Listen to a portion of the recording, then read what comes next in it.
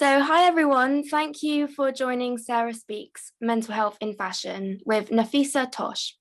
This event is running in conjunction with my online virtual exhibition called Death Over Time Part 2. This virtual exhibition is very immersive. You can enter and you can walk in around by yourself.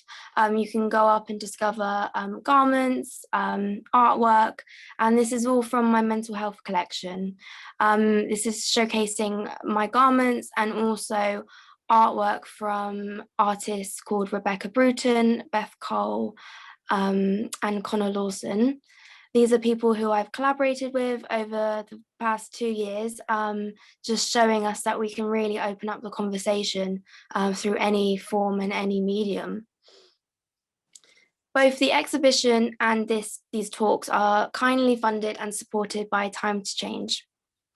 So hello everyone, my name is Sarah Hollibaum. I am a fashion designer based in Carnaby, London. My brand raises awareness of social issues that are happening.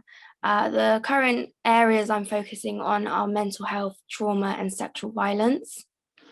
Each collection we produce is based upon interviews I conduct with people who have gone through specific social issues. I do feel that learning about people's experiences and conducting interviews is the most factual form of information you can get. And then also in my spare time, I'm a Time to Change Kingston champion. I go out into the public and campaign and volunteer with the hub in Kingston upon Thames. And we aim to reduce mental health related stigma and discrimination within local communities. I'm also a public speaker through the Speakers Collective. They're an incredible collective of amazing speakers, ranging over a diverse amount of social issues, mental health, disabilities, autism. It just goes on, and it's just so fantastic to raise awareness and open up the conversation. So I just want to start with a general health warning today. We will be talking about serious and sensitive topics, and as we don't know your mental health background or how you are feeling at the moment, we need you to know that we are going to be as open and honest as we can about our mental health experiences, and we don't quite know where the conversation is going to go.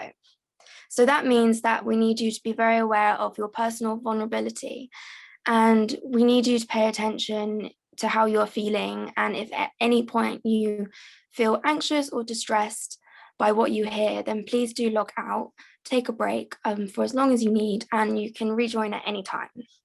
If you do need support, you can call the Samaritans on 116 123.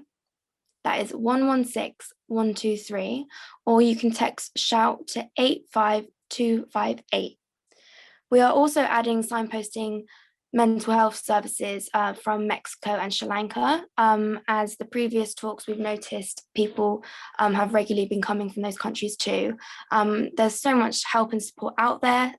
So please do look after yourselves and reach out if you need to. And just another quick reminder to just keep everyone on mute so that the chat can run as smoothly as possible for everybody. And again, we are going to be doing a Q&A at the end. So if you think of any questions you'd like to ask me or Nafisa, then pop it in the chat and Persephone will collate them for the end of the talk. Right, so welcome, Nafisa. Hello, hi Sarah, how are you? I'm doing really well, thank you. How are you feeling? I'm very well, thank you. Awesome. So Nafisa Tosh is a couture level fashion designer and maker. With over 35 years experience, she works with international brands on their VIP clients and also doing shoots and red carpet events. She also works as a tailor on both editorial and advertising campaigns. Nafisa also works with numerous charities such as Coin Street Community, doing fashion projects to inspire and offer opportunities to disadvantaged young people within central London. Nafisa hopes to inspire next generation people of colour within the fashion industry. Now, I met Nafisa through Instagram, And as a fellow designer and maker, I found her work very inspiring and intriguing. I haven't met Nafisa yet. However, we do have plans to meet up when it's safe to do so. And although COVID-19 and regular lockdowns we've all been facing have been extremely devastating and tricky, I have found a few positive things amongst the midst of it all. This has been connecting with people in my field, especially people who would normally be tricky to contact as they would be so busy working. I think human connection is so important for everybody. Okay, so let's start off with the first question. Nafisa, do you think individuals working in the fashion industry are particularly high at risk of developing ill mental health? If so, why? I think a lot of that has to do with the hours that they work in the run up to London Fashion Week.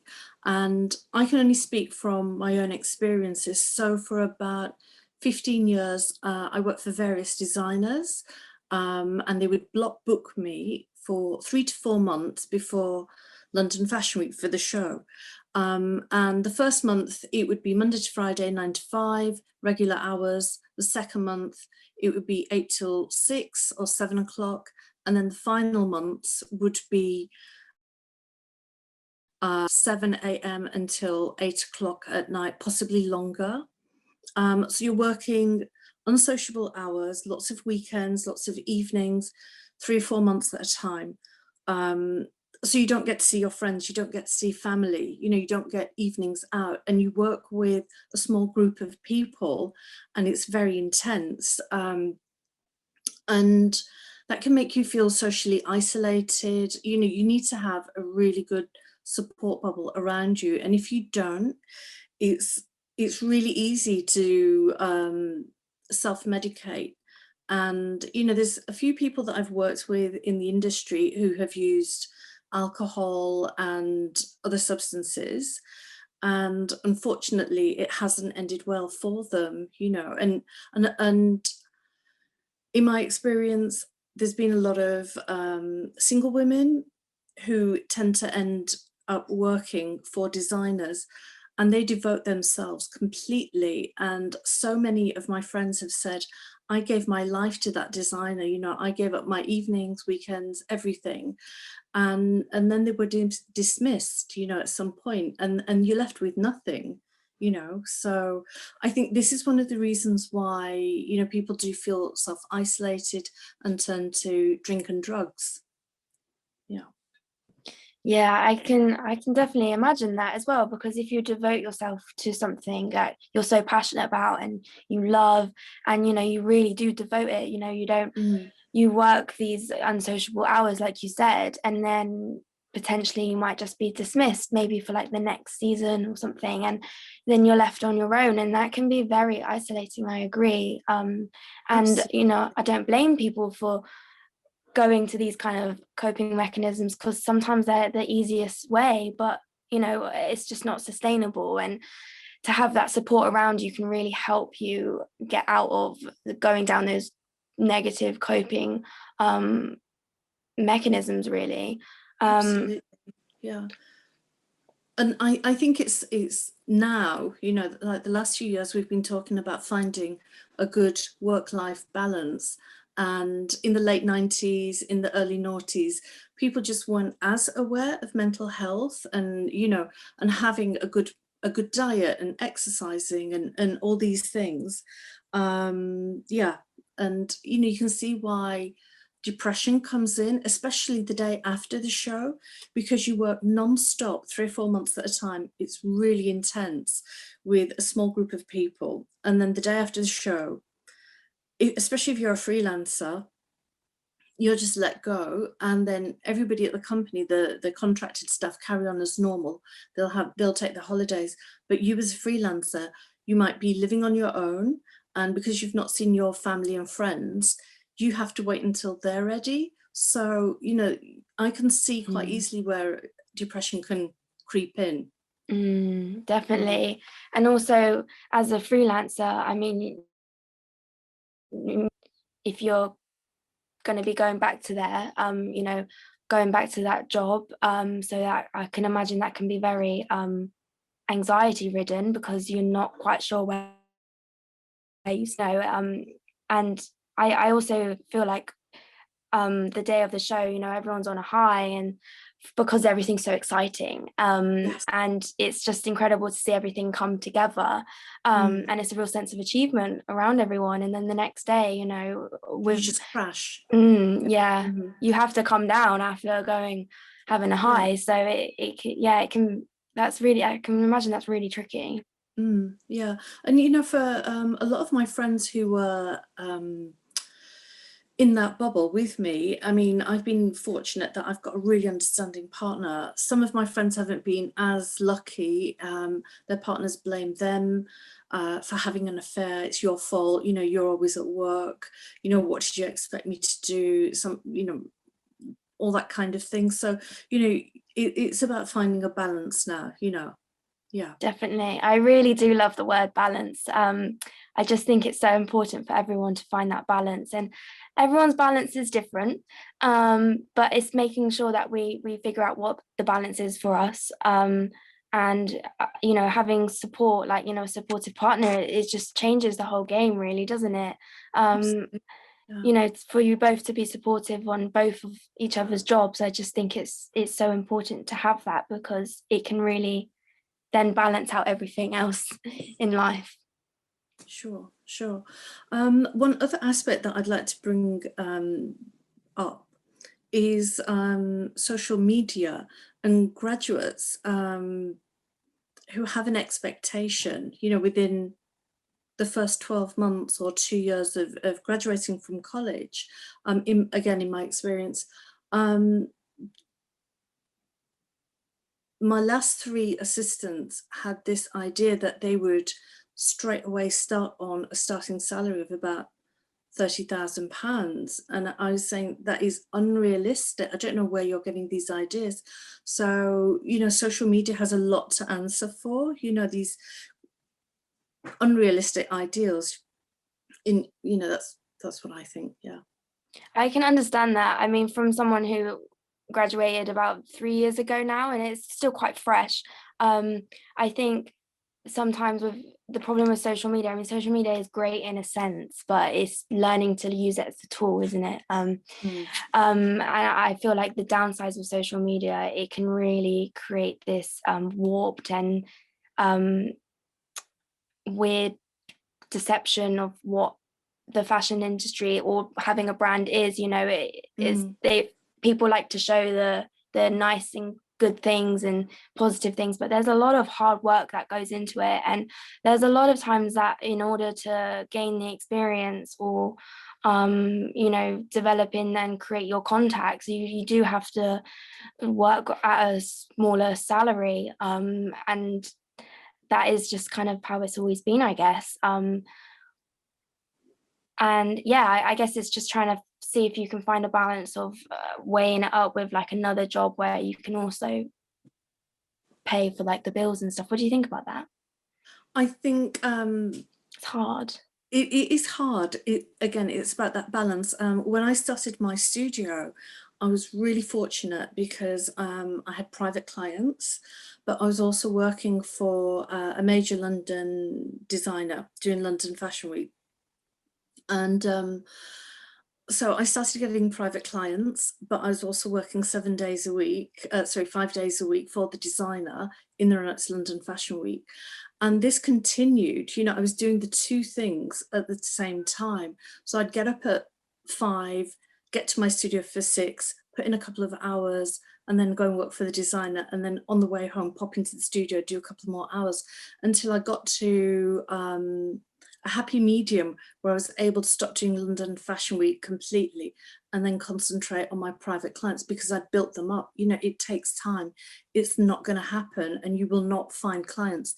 Whether you work in fashion or not, you will have to do the 2 jobs, the day job and the freelance work until you get to that position. And it's not easy. If it was easy, everybody would be doing it. But, you know, it is hard. But ultimately, I've built up my private clients and now I'm freelance completely. So I get to choose who I work for. and I just want to work with nice people, and that's it. Yeah. Exactly. And to get to a point where you can decide on like who you work with and knowing that you want to work with nice people, I think it's just a wonderful place to be. Like, it's a great place to strive for, I think. And things don't happen overnight. And I wonder if maybe social media plays in that problem, thinking that things all just happen suddenly. Things happen over a long period of time, and it's hard work that you put in, and I think hard work does pay off. Do you think people in fashion are open to talking about mental health? I think, yes, the last couple of years has been a really big shift in making sure and checking in with your team, with on a photo shoot, making sure that everybody's comfortable, everybody's working in a respectful, safe environment.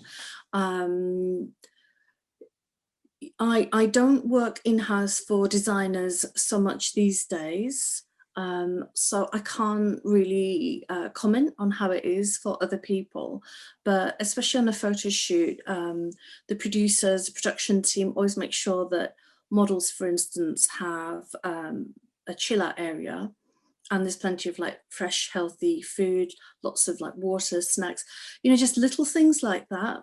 Having dressing gowns and robes for the models, and privacy where they can change, is little things like that that make a big difference. And then if you've got an underage model, or perhaps somebody who is about 17, 18, that they have a chaperone, and those little things make a big difference to everybody's well-being. Because if you haven't got a happy model and a happy team, you're not going to get great results. It sounds really simple, but those things make a big impact on the team. Exactly, yeah. So small things, it all adds up at the end of the day. And like you said, if everyone's mentally well, then everyone will be really productive, and beautiful things can surface really nice and comfortably for everybody. I think that's great to hear that, they have like areas where people, like the models and stuff, can relax and stuff. I think that's a really nice thing. And everyone checking in with each other, I think that's really important too. Shows that people care, and it's just that's just really nice to hear. That's lovely. Yeah. Do you think fashion can become a kinder industry to work in?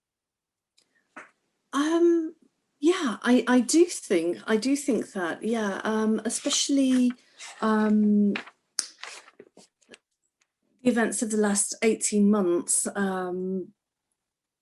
I've seen more people of different colours, different ethnicities, more diversity, especially after the BLM movement, being reflected on the campaigns that I've worked on. I've worked with so many real models from street castings in all the campaigns, apart from the last two that I've done, which were with a fashion model, so all the campaigns that I've worked on this year have been with real people, and I think especially for young people on social media, seeing that is fantastic, because those campaigns will reflect who you are, and that is so important, because when I was growing up, in the 80s and the 90s, you never saw anybody, you never saw a woman of color, in a beauty or a fashion campaign. It was amazing that you saw a person of color on TV reading the news, for example, or somebody like Shirley Bassey. It gave you hope, and you could see yourself reflected.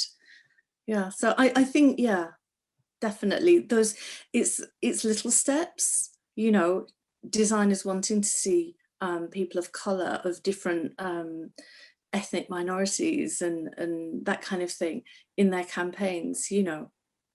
I mean, why not? Exactly, why not? I mean, there's no reason why it can't be done. And I think it's really important for it to be so diverse that everyone, can relate to it and stuff, because like the consumer is the average person, or is people on the streets and stuff. So I think it's really important. So maybe, okay, so this is a question that I'm asking on the spot, but so when you first started in the fashion industry, and you said that there wasn't really a diverse background for models and stuff, I mean, what was how did that feel like? What was that like? Because if you can't, you know, connect, it's hard. But like, I don't know, how did it feel? Yeah, I mean, I one of the first London Fashion Week shows that I did was with Jasper Conran, and there was one collection where he had models who were black, all different groups of black women, and it was amazing. You know, women from all over Africa, you know, Afro-Caribbean. It was amazing, you know, and that really made front page news, you know. And he didn't do it so that he would get like tons of press or anything like that, but he just wanted to show, look at all these beautiful women out there, you know, why aren't we using them? And that was, I think, in the early noughties. But I think the fashion industry has always been quite open to people from ethnic minorities, people of colour, LGBTQI, you know, it's always been quite welcoming to, you know, those kind of people. Yeah, I mean, I've always felt very comfortable working in the industry because I've seen people like myself, perhaps not in the models, but that is changing, you know, so it can only get better. Yeah, exactly. And that must have been so groundbreaking and amazing to witness with Jasper Conran. That's really amazing because there's so many beautiful women and men out there in the world. And yeah, we shouldn't limit ourselves to just one type. And also it's so healthy. And like you said, why not? Like, there's no reason why we can't do that. What kind of pressures have you experienced in the industry? Well, first of all, there was pressure from my family who didn't really understand why I wanted to do fashion, because nobody in the family had worked in the fashion industry. They had worked in the rag trade because my dad was a tailor, but that was very different, and they couldn't understand why I wanted to do fashion design. They were like, it's not for us. You know, that's not what we do. We go into medicine or science or accountancy. And I was like, well, I just want to do something different. So I broke my parents down slowly. You know, it took a long time. And I think my mom's quite proud of me now. I don't think she actually understands what I do, but yeah, you know, she's happy that I'm working in London, and she does tell her friends. And as for working on a shoot, sometimes I never know how the day will pan out. For example, there was one shoot that I went on, and it was a location shoot. So we went in a studio, we went in central London, and the stylist decided that I was gonna design and make a dress on the day. So I had to go out for fabric and then use a newspaper that was sellotaped together as pattern cutting paper. There was no time for a fitting. And that had to be done within the space of 6 hours. And it was all done, you know, freehand. And of course, the dress wasn't a simple dress. It had to have a cowl back and, you know, a bias front. So, you know, those are the challenges that arise, and you just have to be really prepared, you know. Yeah. Oh, wow. Gosh, what an experience to have with that. I mean, it goes to show that you're able to rise up to something like that so out of the blue and unexpected. Like, it's just an incredible thing for you. But yeah, I can imagine that was a lot of pressure. But yeah, like I said, to be able to rise up to something like that, it's just incredible. But that is what 35 years of experience will do for you. You know, it's because when I came to London, I did join an agency. And I mean, I don't know if it's the same now, but I was sent to a different company practically every day for about 3 or 4 months in different areas of London. So I decided that okay, I'm going to see London, I'm going to see all the different parts of London, and I'm going to meet lots and lots of people. I'm going to use tons of different kinds of machinery. So I try to just always have a positive attitude, you know. Going to Perivale one day, and then Manor Park the next day, and then Croydon the next day. And I thought, I'm really seeing London, you know, and everywhere all around it, you know. But then I got to work on all different kinds of fabric, all different types of garment, you know, from suppliers, and then companies, and then designers, and then high fashion. So, you know, it's a gradual, yeah, it's a gradual rise. Yeah. Yeah, I think an organic rise is the most healthy way to go, really.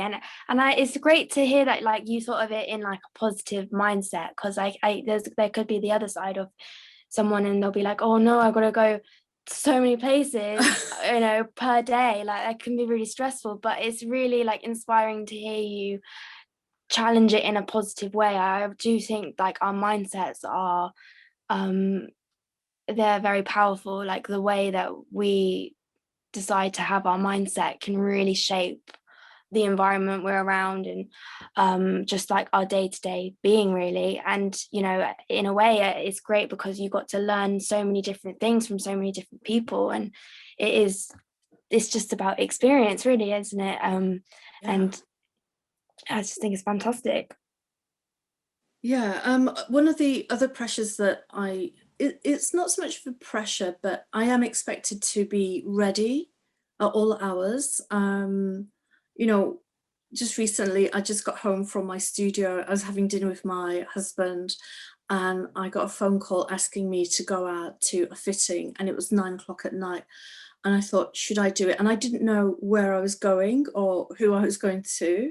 I know it sounds strange, but when I arrived, you know, it was for Dua Lipa, and you know, everybody was wonderful, and I had to do a 24-hour turnaround for the music awards that she was, you know, filming in London. So that, you know, that's great for my Instagram account. And again, everybody was lovely and so appreciative that I'd managed to turn, you know, this thing around in you know, like 12 hours. So I always have my kit prepared. Um, I have a kit I have one at home in the flat. I have one in my shed. It's not very sexy, but you know, that's, I think for me, the key is being prepared, having a suitcase full of clothes and a makeup bag and a toiletry bag in case I have to travel, because that has happened to me. You know, I've received a phone call from a private client and they said, okay, you need to be in Paris tomorrow morning. I'm like, okay, my clothes ready, and so on. And yeah, I'm good to go. And also knowing where your passport is and having full of euros and foreign currency, that helps. Yeah, that's really well to hear kind of an insight into some pressures that you've been under, of, you know, quick turnarounds, because that is a lot of pressure, but it's great that, you know, it's achievable, you know, and it shows that, you know, these kind of things can work, making sure that, you know, we're able to like look after ourselves as well. To be under that pressure, it's really good. And yeah, being prepared, like I think that's a really, really good point. Just being prepared for anything. And I can imagine, you know, having those small little things in place, prepared, can make a big difference when maybe you're abroad.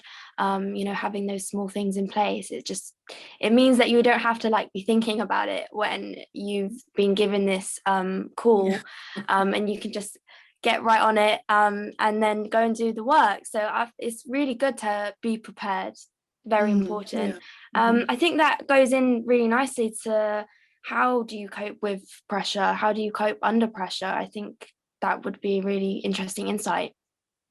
Okay, so I'm a great believer in making lists and checking things off lists. You just don't make lists, which is, I tried to help a friend of mine out recently, and I said, what you need to do is prioritize your work, so that make 3 lists. the smaller jobs that you can do really quickly, the medium-sized jobs, and then the larger jobs, you know, that might take a day or two. So I've learned how to prioritize. So my lists really help me. I've always got about at least 5 or 6 lists, like my personal life, my health, you know, what I want to do in downtime, work, obviously. But eating really well helps. I try and eat 10 to 15 portions of fruit and veg a day. I've bought a carafe. I keep that full of water, so I try and drink 3 carafes of water a day. That helps. Breathing, I know it sounds crazy, but especially on a shoot, if a model arrives and it only takes one tiny thing to go wrong on a shoot, example, if a model is flying into the UK, obviously this is pre-COVID, and her flight is delayed and then she's stuck in traffic, if she arrives, then there's a massive pressure on me to do a really quick turnaround, like temporary tailoring on maybe a very high value garment. So, you know, then I've got the stylists waiting for me to finish and photographers waiting, and, you know, there might be a lot of pressure on me. So learn to breathe and also learn how to block people out. And that's where my yoga comes in, because I've learned how to just block everything out, focus and remember why I'm there. And I'm there to work on the garments. That's my job, that's my role, you know, and that's what I'm going to stick to. Yeah, so those things help. You know, obviously trying to exercise, you know, looking after yourself, listening to your body as well when you've got a day off, you know, like you might not want to go out. I just love staying in my flat when I've got a day off, because on a set there might be 25, 30 people shouting for me.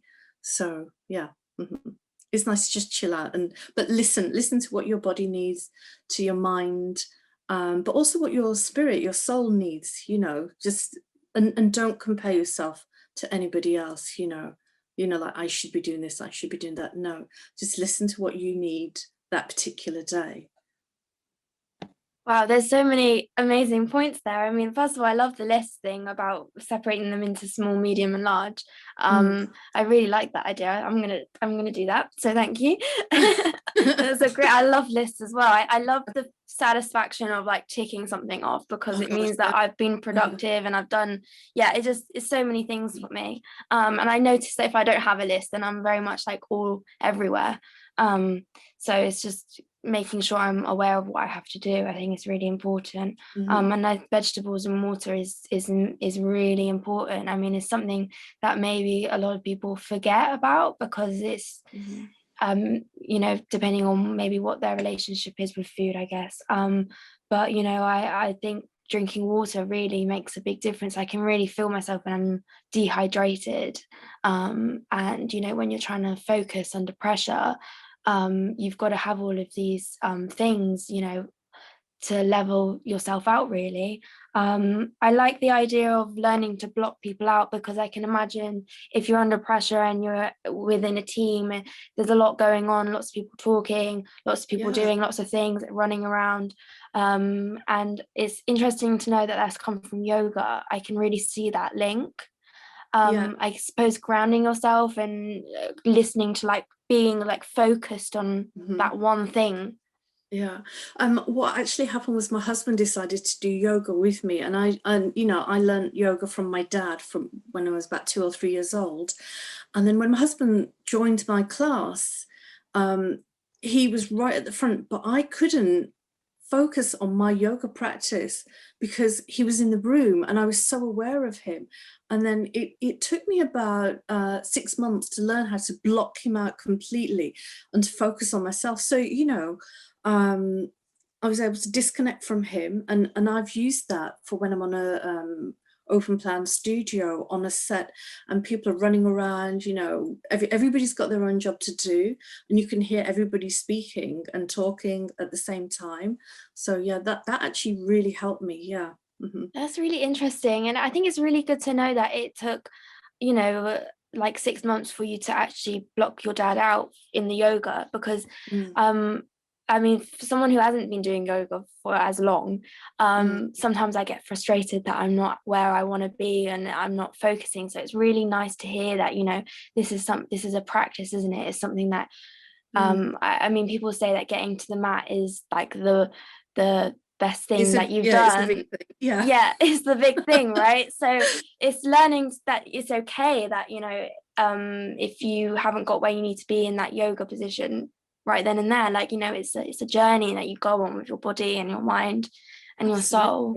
Yeah, and every day is different. You know, sometimes, you know, I can have like a fantastic yoga practice and I'm really bendy and I can get into, you know, like a really deep posture. And then other days I'm not feeling it and thinking, why did I come? And then my yoga teacher will say, well, you know, at least you're here, you know, that counts for a lot. And again, it's not putting pressure on myself, you know, like stop trying to force something that isn't there. The fact that you're there on the mat, you know, in a group or, you know, doing a Zoom class, whatever, is enough. That's enough for today, you know. So yes, just stop comparing yourself. It's pointless, you know, because growing up, I just didn't see anybody like myself. So I really try not to compare myself to anybody, but I do compete with myself. I do try and be the best version of myself in the moment, you know. So yeah. That's really good. That's really positive. Yeah, wow, thank you so much.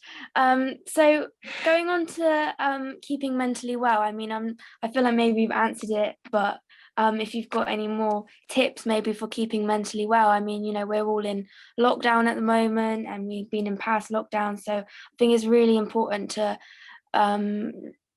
hear other people's ways that they've been coping, and also knowing that it's okay if one thing works for one person but that thing doesn't work for you. Like, that's okay too. It's all about learning about what works for you and what works for you to keep mentally well in lockdown. Well, keeping a diary or a journal, that really helps. But also I have a work diary and a journal. So I log everything, you know, so they're two separate things. My work one is massive. It's about A4 size, and that helps me also plan everything out for the week ahead. And two different calendars as well. I've got a personal one and a personal calendar, and then a work calendar. That helps. To me, lockdown hasn't really affected me. Lockdown one did, because I did catch the virus and I was seriously ill. So it was just doing whatever I felt comfortable with that particular day. Eating well. Just sometimes laying on my yoga mat. I think appreciating what we have, the fact that you've got a roof over your head and food in the fridge, and all the little things, you know. And when I have been working quite hard, what I like to do is plan ahead. So, you know, before I would go for a facial or a massage, or I'll get my nails done. But lockdown, it's been little things like creating spa day at home, you know. So it's not the same. You can try. And eating well, cooking, you know. I mean, last night, you know, and Antonia, you don't necessarily have to be good at something to do it. I mean, I love singing. I'm awful. I can't sing. But time and then yeah, just little things like that, cooking, eating well, but mostly listen to your feeling. Don't push yourself too hard. What's the point, you know, of thinking I should be doing this, you know. I would get rid of that word should completely, because, you know, just do what you want to do, how you're feeling that day. Just listen to yourself. Definitely. I mean, it's taking away that pressure that we put on ourselves, isn't it, about what we should be doing or what we could be doing. But listening to our bodies is just so important. Times we reject or neglect our bodies and we're not listening to them, and then, you know, things can manifest. time. Yeah, really listening to your body. I've noticed that I started yoga in the first lockdown, and that really helped me like reconnect with my body, and it actually made me like realize to listen to it, and I really like notice when things surfaced, and to really be kind to myself, because it's so easy to not be kind to ourselves and push ourselves and stuff like that. But being grateful, like you were saying, for like the small things. I mean, gratitude lists I think are really powerful, and whenever I've done a gratitude list, it's always ending up being the more simpler things, because I feel like if I didn't have them, then it would create this massive devastating impact on my life. And it's so easy to take these small things for granted, but having them written out I think is really important. And I really like your journal. We spoke about this on the phone. You told me about the journal that you have for work and personal life, and I really love that idea. I mean, I journal, and that really helps my mental health, but I had never thought about journaling for like my work. I mean, I reflect on events and stuff like that, and that really helps me like bring it to a close, and then also figure out what I can do better next time. But doing like a active journal weekly, I think that's really good idea. So I'm gonna go and get an A4 book as well. It's just good to let things out of yourself, isn't it? Have them written down and then plan. Do you know the other thing is that if you keep a work diary, a work journal, you can go back to it. I mean, especially with private clients, for instance. Sometimes, you know, I will have a rush job in, but I always log it in my diary, especially like my method of make. And then I'll send the dress off, and and then I breathe a huge sigh of relief. It's gone, and I don't think about it. And then, you know, a year later, that same client will get in touch with me, and she'll say, you know, remember that dress you made for me? And this has happened to me several times.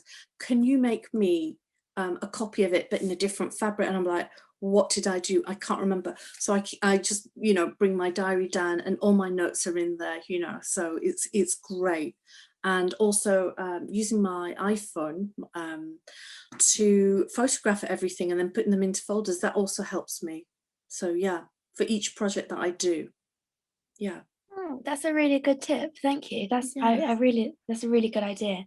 And yeah, I think noting down like, you know, the methods of making is really important, because it's so easy to then move on to the next thing, and you know, we can only remember so much in our brains, although it's probably there somewhere. It's, you know, it's easier said than done bringing it to the surface, isn't it? So having everything written out is just so important. I completely agree.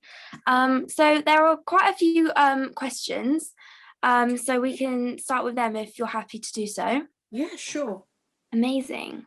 I'll just wait for the first question, Persephone. Okay, question 1. Nafisa, could you tell us more about your day job as a tailor?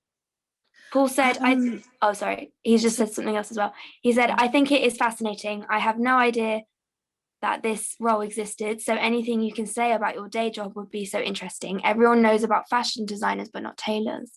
Okay, so my dad was a Savile Roy tailor, and I didn't know that. That's really... Oh yeah. I didn't know So that.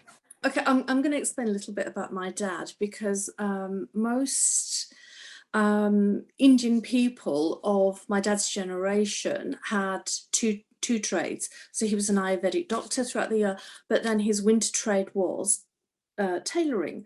And when he came over in the mid-60s, he went straight to the world famous Savile Row, and he did a day trial with a very famous Savile Row tailoring company, and they said you can only work downstairs for half the pay, because in the 60s they said our customers will not be served by anybody who is a person of colour, so you'll get half the wages and you work downstairs. And my dad said, thanks, but no thanks. And he set up his own company in Stamford Hill working for a Jewish guy.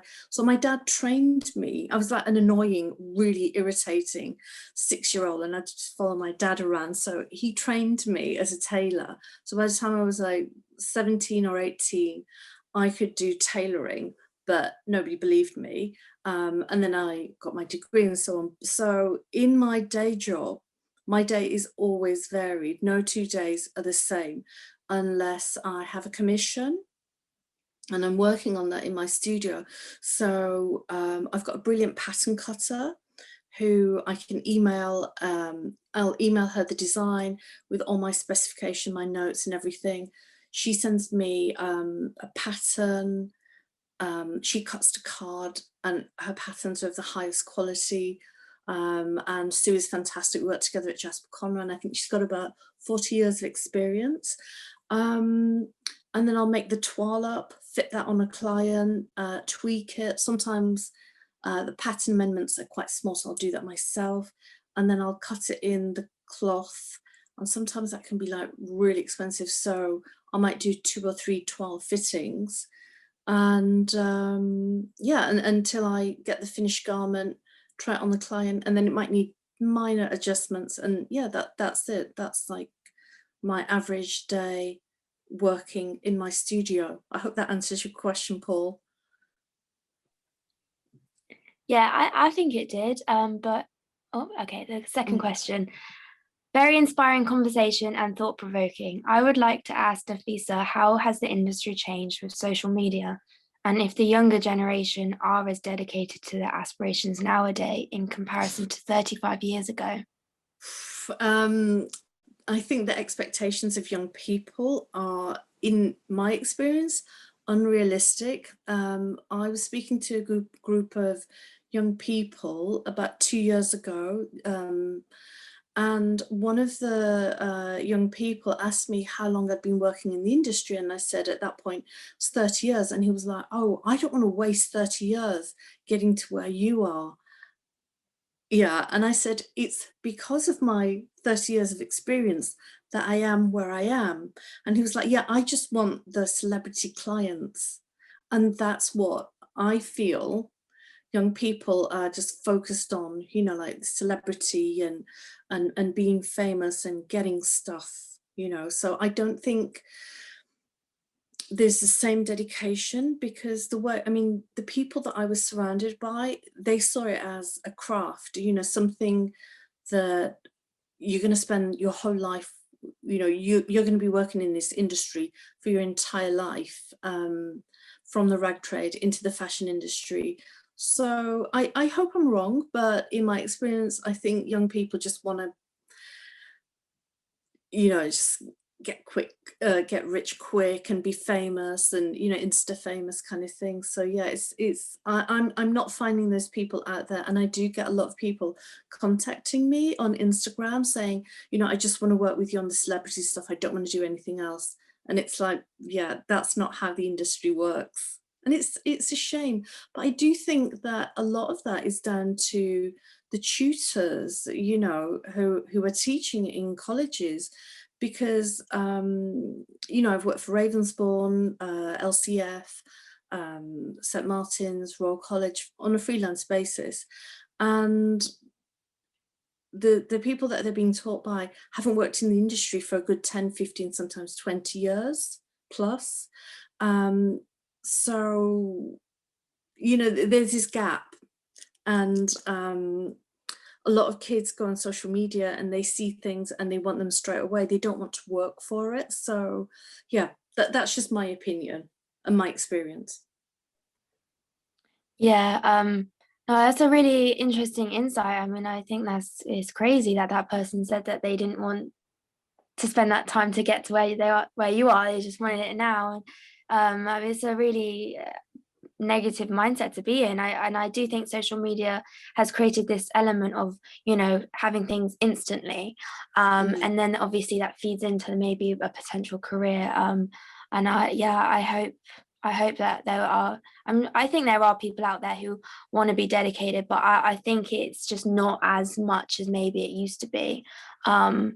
because I was on a degree for bespoke tailoring, and that kind of thing takes a really long, I mean, as you know, with your dad Absolutely. being Savile Row tailor, I mean, it takes years to master that, and that is the beauty in it. You know, it's a dedicated lifelong thing.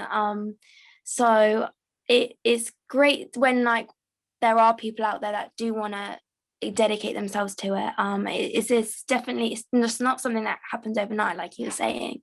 No. um And, yeah, and I feel that we both work in an industry where, you know, we have new technology, new fabrics, different techniques, and the more experience you have, you just get better. You just get better and better and better, you know, as long as like your eyesight doesn't pack up, you know, that kind of yeah, thing. Yeah, as long as you can physically do the job, you know.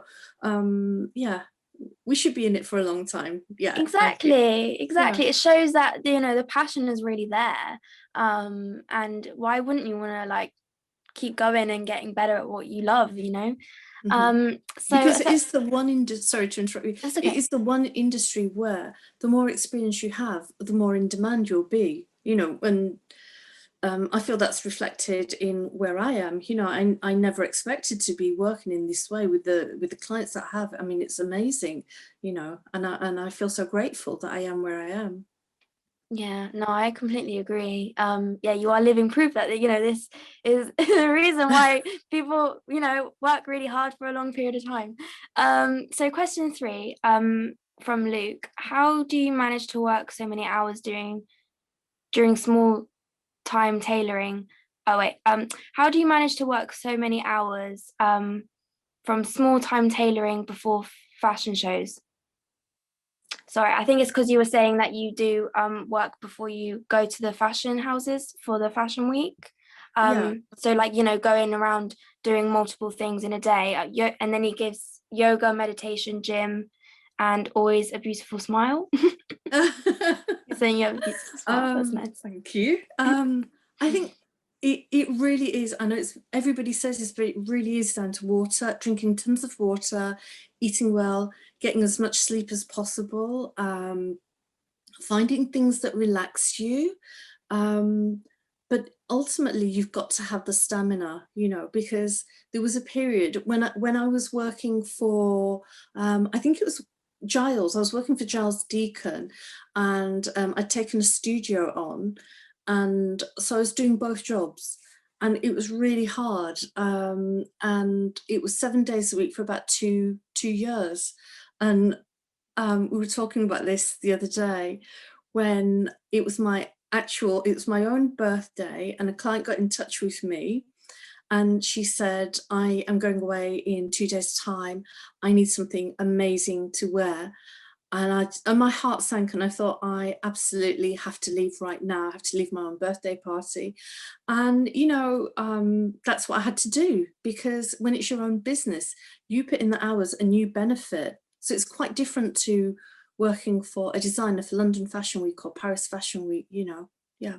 That's a really good point. And it's about that supportive network as well, you know, and them Yeah. understanding that, you know, you do have Hmm. to leave because, you know, Yeah. you want to fulfill this job. Hmm. Yeah. So question 4: what has been a standout moment in your career, and what sort of experience was it? Was it positive or negative, and why? I would have to say working for Lee Alexander Mcqueen, that has to be the highlight of my career so far. And yeah, it was hard. You know, I'm not going to lie, it wasn't easy, but I was there for 2 years full time, and it was challenging, but I didn't realize that, you know, if you worked in the atelier, and I worked with Judy as her second assistant, and then as the first assistant later on. So on Saraband, I was in charge of the other seamstresses for just for one season. It's quite hard, but yeah, I would say going to Paris Fashion Week the first time. Yeah, it was amazing working on Widows of Culloden. Yeah, that was pretty special. Yeah.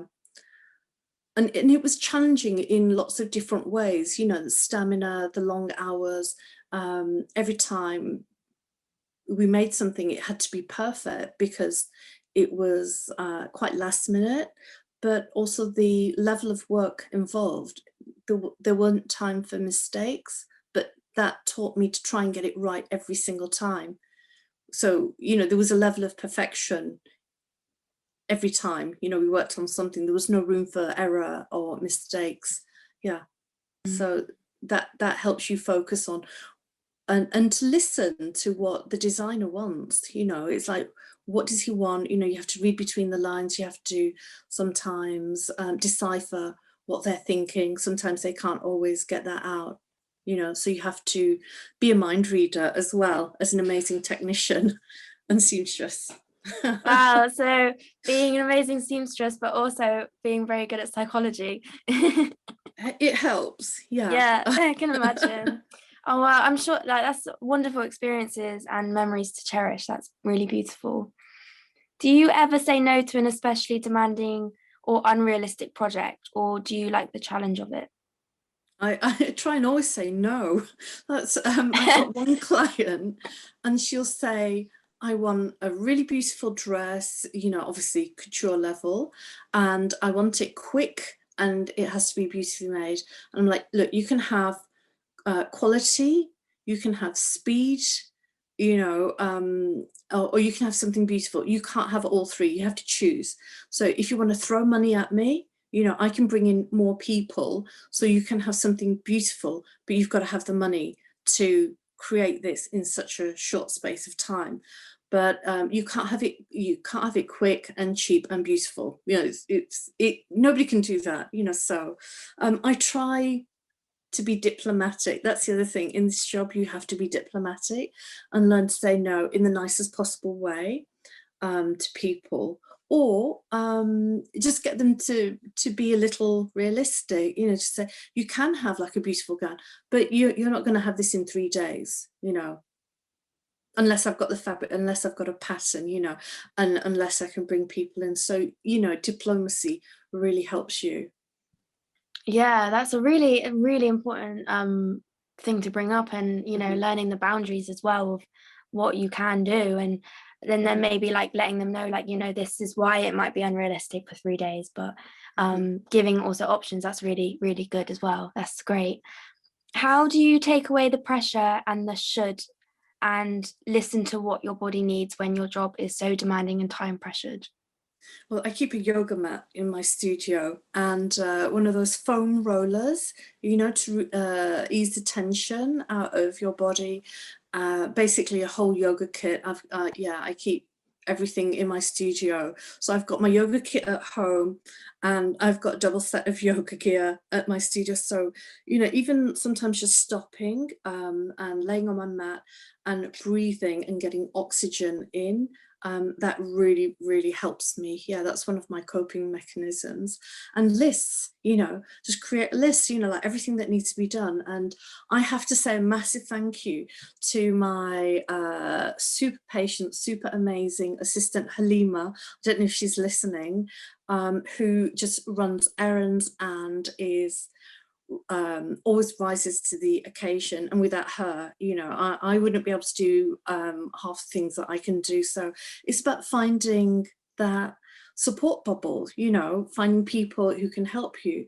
So Halima, my assistant, Sue Cottis, my amazing pattern cutter, my friend Samantha, who I've known probably about 20 years, she does all my sample cutting, or used to. And then all the amazing people who work with me on a really small scale, you know, Matthew from Solstice Lace, he's fantastic because he lets me order small amounts, Pongies, you know, yeah, Henry Bertram, all great people to, you know, work with, who support small designers, micro designers like myself. Yeah. And it's great to know that, you know, these because the last two people you named, they're fabric companies, aren't they? Ponji's. Yeah, and it's great to hear that, you know, these companies do support, like, you know, the smaller companies and stuff. So that is just great. Yeah, it's about having a supportive team around you, whether it be like in your life, but also in your work. Yeah, and it is ultimately what I do. It's all about relationships. You know, if I've got great relationships with my suppliers and my assistant and my pattern cutter, you know, they're going to support me back. Pay people on time. That's really important. You know, if they work for you, pay them on time, please. You know, it really helps, especially if they're small, if they're micro. But also my personal life, I have got such an amazing group of girlfriends, and my husband, who used to work in fashion, really understands, you know, that it's, you know, so when I did London Fashion Week, you know, 2-3 months at a time, he wouldn't see me, but then he would have me, you know, for like a couple of, like 2 weeks, and then I'd go back to work. Yeah. That's great. That's really nice to hear. And then someone made a comment just about what we were talking about a minute ago, the trilemma: inexpensive, fast, beautiful, choose two. Exactly. Yeah, just choose two. You can't have it all. Exactly. What do you think needs to be adapted in the fashion industry to create a better and equal future? I think talking to people, it really is about communication. If you're unhappy with something, whether it's the hours or the work that you've been given, talk to people. Don't sit there fuming, getting angry. You know, you need to, and don't just blow up and explode. You know, just have a meeting either with the studio manager, or, you know, just say, can we discuss this? You know, if you don't talk to people, they're not going to know what's going on in your head, whether it's your personal private relationship or in a studio work environment. You have to talk to people and make them aware. If you don't make people aware, they're not going to know that you're unhappy, uncomfortable. And, you know, most people want you to be happy when they're working for them. Yeah. So, you know, just talk. It really makes a huge amount of difference. Yeah. I completely agree. And you know, if you don't talk, then, you know, you keep it in, and then there is a chance that it will blow up. So talking from the beginning is just great, keeping that communication open for everyone to be happy. And like you said, people want people to be happy, you know. Yeah, we don't want I mean, people suffering. If you're working for me, you know, and there's an issue, if, I don't know, if it's cheaper for you to come in like 2 hours later, that's fine, you know, like, don't worry about it. Let's talk about this. But I think that's down to like my Indian heritage as well. You know, Indian people love to talk about everything. They discuss everything all the time, you know. Well, it's great for people to look up to that, though, I think. So yeah, that's wonderful. Was that the last question, Persephone? Okay, great. Well, we've run over 5 minutes, so thank you so much for everyone who's still stayed. And yeah, it's just a big thank you to Nafisa. Like, thank you so much for your time, and for answering so many incredible questions. Thank you everyone for being so involved in the chat. Yeah, and yeah, it's just it's fantastic to hear such a deeper insight into your experiences. You know, I've definitely taken a lot away from this. I hope everyone else has too. Yeah, so just thank you so much, Nafisa. If anyone would like to contact Nafisa, her details are in the chat. And we have more guest speakers joining us for Sarah Speaks, and would love for everyone to join again. Our next speaker is a woman called Victoria Jenkins. She is an adaptive fashion designer and disabilities advocate. She will be joining us next week, and I will share around more information and email updates. If you would like to visit the virtual exhibition that I mentioned at the beginning, the link is in the chat too. It's free and will be running for 1 more week. We are also always looking for more Time to Change Kingston champions to get involved. This is about voicing and talking about your mental health experiences. We offer lots of training, and you know, we're very supportive on helping people get to that stage where they can feel comfortable sharing. So if you'd like to learn a little bit more about that, there's information in the chat. And again, if anything has upset you during this conversation and you need support, please do call the Samaritans or text Shout, that is the UK services. And we've also added signposting for mental health services in Sri Lanka and Mexico. There is lots of help out there, so please do look after yourselves and reach out if you need to. And thank you so much again to Nafisa. Yeah, I hope you have a lovely evening. Thank you. Thank you for the opportunity. It's been wonderful. Oh, you're so welcome. Thank you so much, everyone. Take care.